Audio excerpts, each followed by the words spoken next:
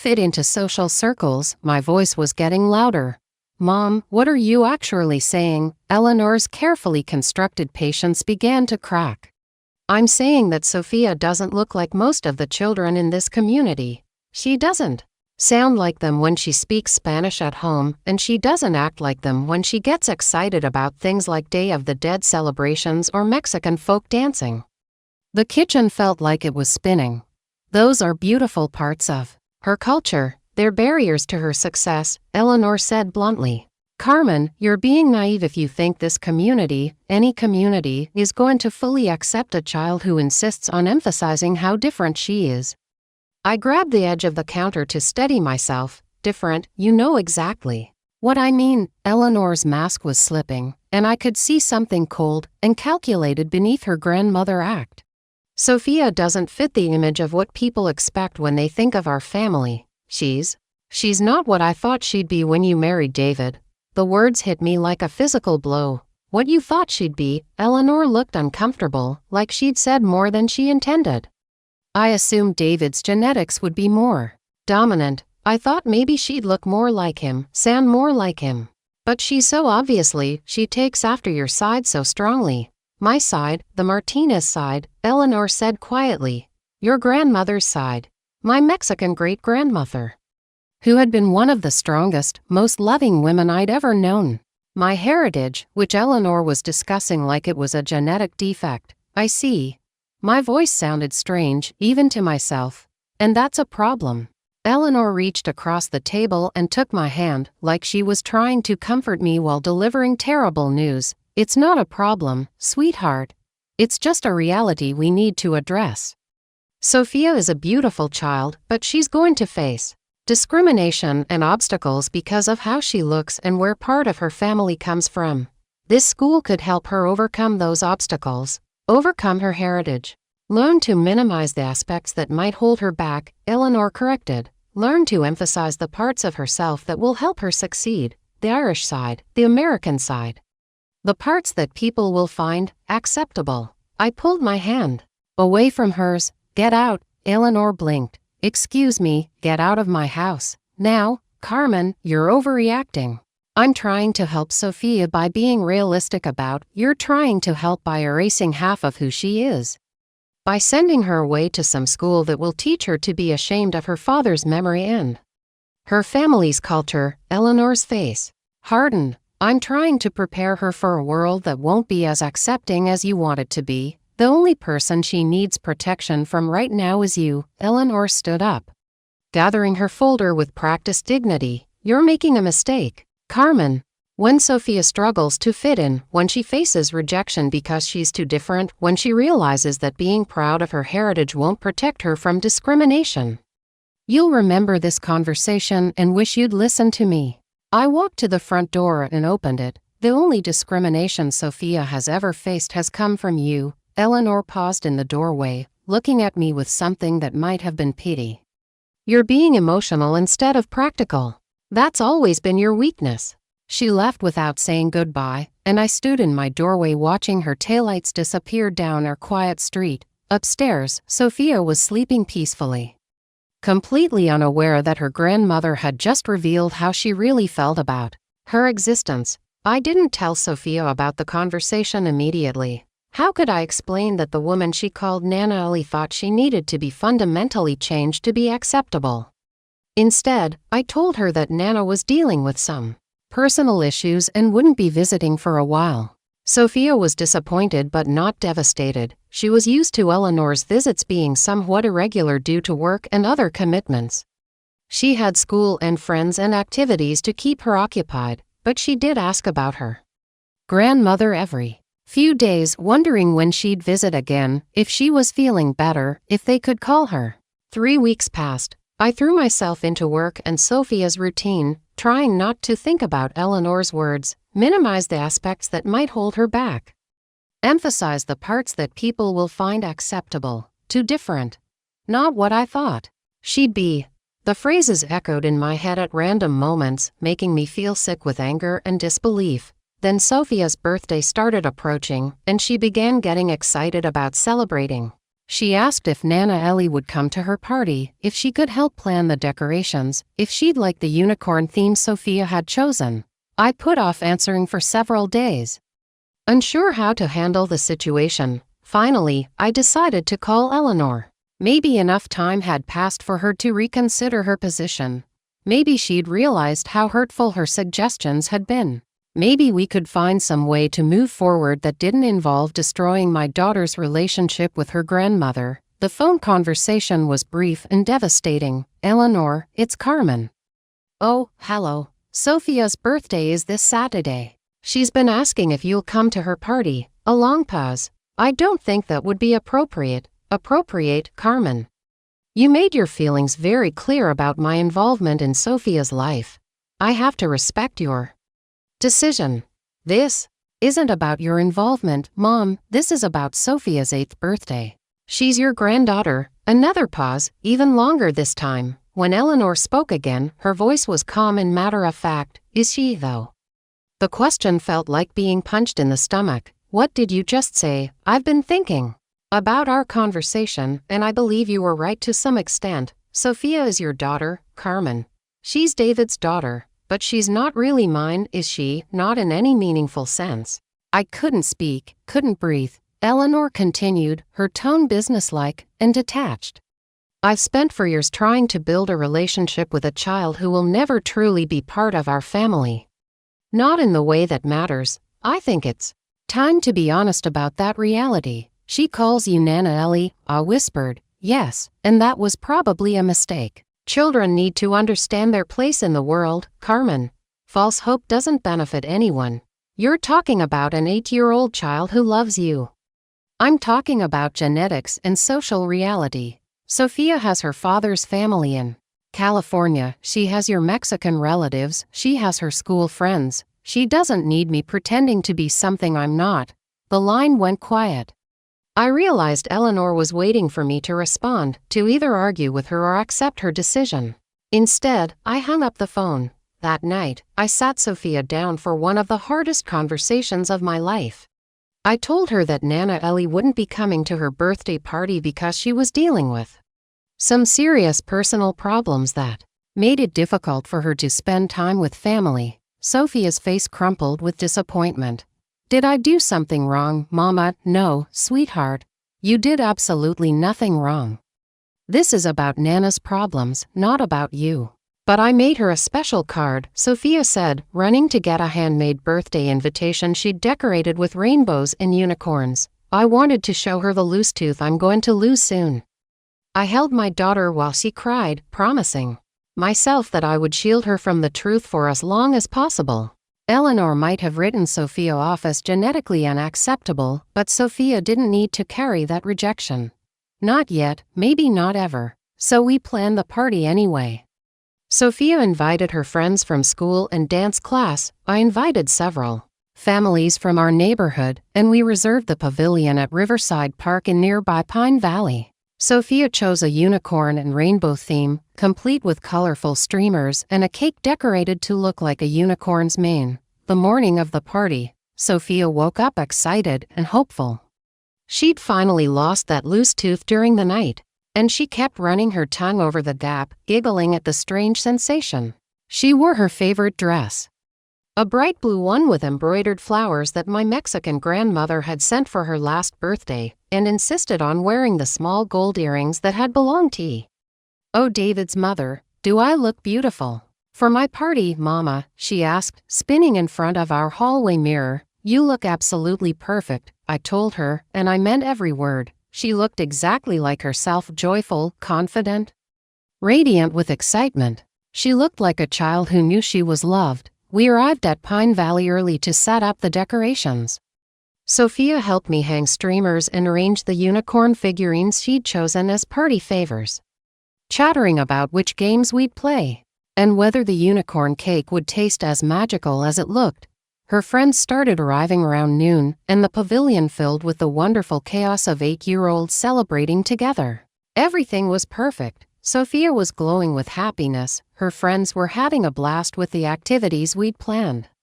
And I felt that warm satisfaction that comes from successfully creating a day that makes your child feel special and loved. Then, at 2:45 p.m., I saw Eleanor's familiar gray Honda pulling into the parking lot.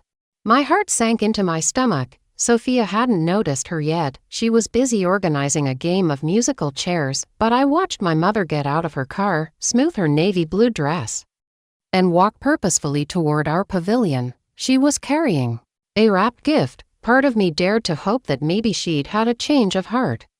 Maybe she'd spent the past 3 weeks thinking about our phone conversation and realized how cruel her position had been. And maybe she'd come to apologize and try to rebuild her relationship with Sophia. Maybe this gift was her way of saying she wanted to try again. Eleanor approached the pavilion with the same composed expression she wore to church services and community meetings.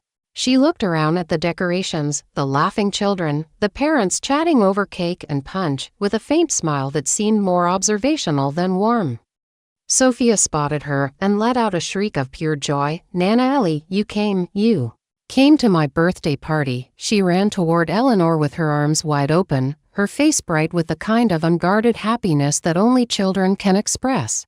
In that moment, watching my daughter's excitement, I felt a flutter of hope. Maybe I'd been wrong about Eleanor's intentions. Maybe she'd realized that love was more important than her prejudices. Eleanor hugged Sophia, but there was something stiff and formal about the embrace, something that felt more like obligation than affection. She held out the wrapped gift with a smile that looked practiced rather than genuine. "Happy birthday, Sophia. I brought you something special." Sophia took the gift with reverent excitement. She'd always treasured presents from Nana Ellie because Eleanor usually chose such thoughtful, meaningful things. Sophia carefully unwrapped the paper to reveal a beautiful jewelry box made of dark wood, with a pink satin interior and a tiny ballerina that spun when you wound the music box mechanism. "Oh, it's so beautiful," Sophia breathed, running her small fingers over the smooth surface. "Thank you, Nana Ellie, I love it so much." She threw her arms around Eleanor's waist, hugging her with the fierce, wholehearted affection that children give to the adults they trust completely. "I love you, Nana Ellie. I missed you so much." And that's when everything changed. Eleanor gently but firmly detached Sophia's arms from around her waist. She took a deliberate step backward, looked down at my daughter with those cold blue eyes I'd inherited, and said the words that would alter the course of our lives forever. "You're not family. You never were. This is just a goodbye gift." The party didn't stop immediately. It took several seconds for the words to penetrate the happy noise around us, for the other parents to process what they'd just witnessed, for the children to understand that something terrible had just happened to their friend. But Sophia understood immediately. Her face collapsed like she'd been physically struck. The beautiful jewelry box slipped from her hands and hit the concrete pavilion floor with a sharp crack that seemed to echo through the sudden silence. Tears began streaming down her cheeks as she stared up at Eleanor with pure confusion and heartbreak. "What do you mean?" she whispered. Eleanor's expression remained unchanged. If anything, she looked relieved, like she'd finally been honest about something she'd been hiding for years. "I mean exactly what I said, Sophia. You're not my granddaughter. You're Carmen's daughter, and that's all you'll ever be. I've been pretending for too long, and it's not fair to anyone involved, especially not to you." The entire pavilion fell silent. 15 children and a dozen adults stood frozen, watching an 8-year-old girl's world shatter in real time. I could see some of the parents exchanging horrified glances, could see Sophia's friends looking back and forth between her and Eleanor with confused, frightened expressions. Sophia was still staring up at Eleanor, tears flowing freely now, her small body trembling. But we baked cookies together. And you taught me to paint, and you said you loved me." "I was being kind," Eleanor said, her voice as calm as if she were discussing the weather. "But kindness isn't the same as family, Sophia. You have your mother, you have your father's relatives in California. You don't need me to pretend to be something I'm not." That's when something inside me ignited. I'd been standing there in shock, unable to process what I was witnessing. But seeing Sophia's devastation, hearing Eleanor dismiss for years of what I'd believed was genuine love, Watching my mother calmly destroy my daughter in front of all her friends, something fierce and protective roared to life in my chest. I walked over to where Sophia stood crying, picked up the cracked jewelry box from the concrete, and looked Eleanor straight in the eye. "You're absolutely right," I said, my voice surprisingly steady despite the rage coursing through my veins. "This is goodbye." And then I did something that surprised everyone present, including myself. Instead of screaming, instead of making a scene that would traumatize Sophia even further, instead of giving Eleanor the dramatic confrontation she might have been expecting, I made a decision that would change everything. I was done protecting Eleanor from the consequences of her choices. I was done being the reasonable daughter who made excuses and smoothed over conflicts. My daughter deserved better than that. She deserved someone who would fight for her with strategic precision, someone who would show her that love means taking action, not just offering words. Eleanor had just declared war on my child in front of witnesses, and she had absolutely no idea what I was about to do in response.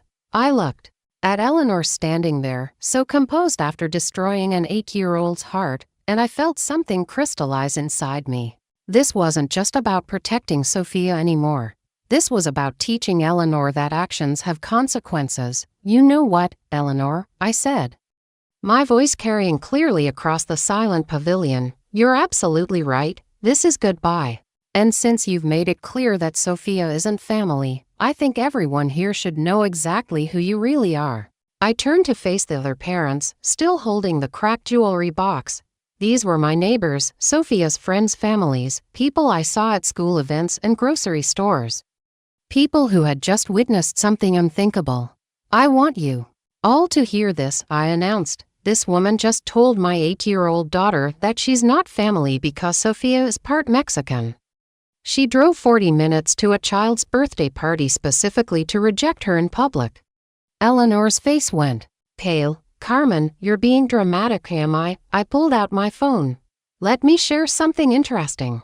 3 weeks ago, Eleanor suggested I send Sophia to a boarding school to help her overcome her heritage and learn to minimize the aspects that might hold her back.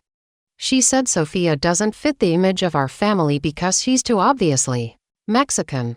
The other parents were staring at Eleanor with expressions of shock and disgust. Mrs. Peterson, whose daughter was in Sophia's class, actually took a step back from Eleanor like she was contagious. "She told me," I continued, "that Sophia needs to learn proper speech patterns without any trace of an accent, and that she should focus on her Irish heritage because it's more acceptable than her Mexican side." Eleanor's composed mask was cracking.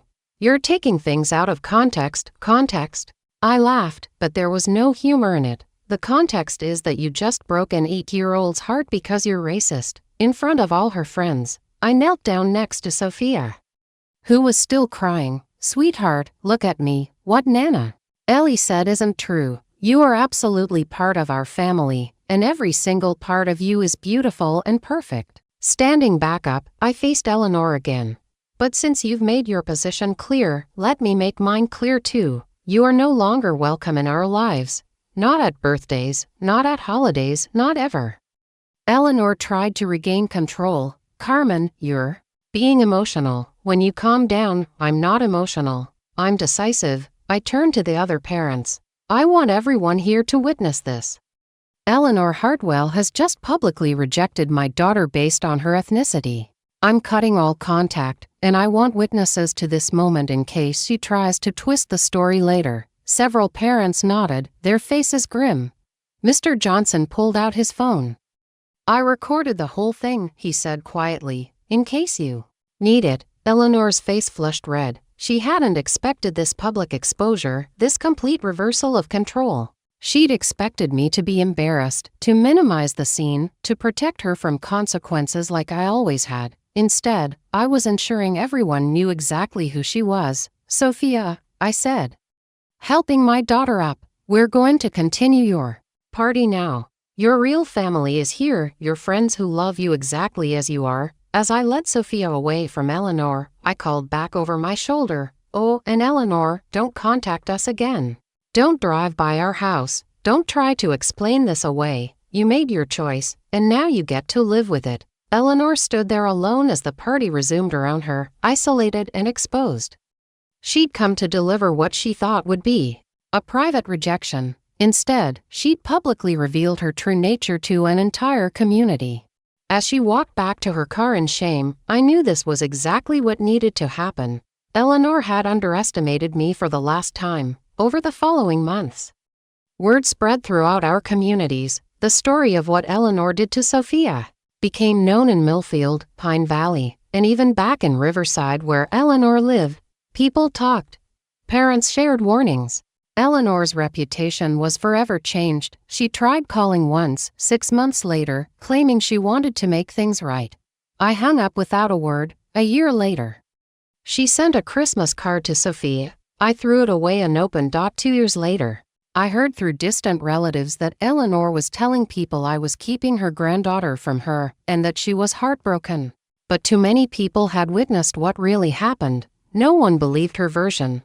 Today, Sophia is 10 years old. She's confident, proud of her heritage, and surrounded by people who love every part of who she is. She speaks both English and Spanish beautifully. She celebrates Day of the Dead with the same joy as St. Patrick's Day. She knows her worth. Sometimes she asks about Nana Ellie, but without sadness. She understands that some people aren't capable of real love, and that's their loss. Not hers. Eleanor chose to reject my daughter because of her ethnicity, so I chose to protect Sophia by making sure the whole world knew exactly who Eleanor really was. Some people say I went too far, that I should have handled it privately, but when someone attacks your child publicly, you defend them publicly. When someone tries to shame your daughter for her heritage, you make sure everyone knows who the shameful one really is. Eleanor wanted to teach Sophia that she wasn't family enough. Instead, she learned that actions have consequences, and some bridges, once burned, can never be rebuilt. My daughter knows she's loved, valued, and belongs exactly as she is. And Eleanor, she knows the price of cruelty.